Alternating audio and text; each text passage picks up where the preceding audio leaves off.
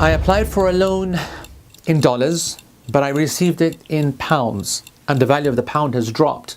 Do I need to pay it back now in dollars or pounds? This is a situation that many people are facing, and let me now go into more detail of the actual question. The question actually says that I went to the local bank and applied for it in US dollars and I received it in pounds. What should I give it back to them now as, because I want to give it back in dollars, but if I give it back in pounds I'm going to have to pay a lot more because the pound has become weaker. We've actually seen that happening in Brexit, and this is happening with other international currencies all the time. And so I need to say a number of things here. First of all, if you took it with a bank, the bank are not going to give you the option of fluffing around, so I don't know how that makes sense. But let's just assume that it's a person. If a person gives you a currency in a loan in a certain currency, then you have to give that currency back. If you do not give that currency back and you give a different one, that leads to a discrepancy.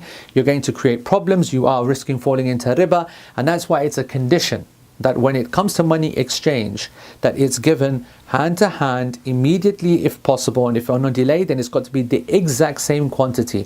When you are giving a different currency back, unless the other person has allowed for that to happen, then that's the only time it's going to be acceptable. Most of the time that's not going to be what people want. If I give you, for example, $1,000 and you're in the UK and that $1,000 works out to be 800 pounds, okay?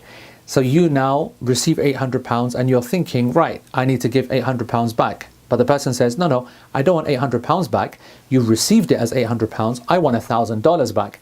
And after a year, it's actually costing you 950 pounds to make up that same $1,000.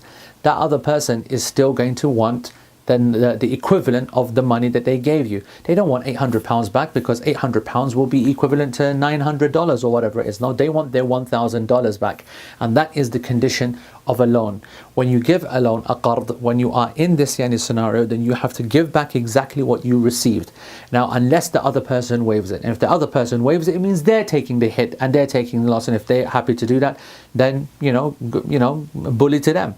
But the truth is that to avoid riba, this is something that needs to go into the agreement in the first place as well. If you agree on a currency exchange that I am going to take it in a certain currency, I'm going to give it back in another currency, that should be written down in the contract. Otherwise, the default position is that if I give you $1,000, I want back $1,000, whatever it cost you back then and whatever it costs you now.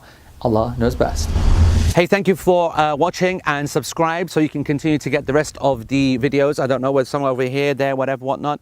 It's beautiful, this series of videos, FaithIQ, and we need your support, and that's by watching it, by sharing it, and then by donating towards it, so we can continue to make more videos that deal with more of your issues. Jazakumullah khair, wa assalamu alaikum wa rahmatullah.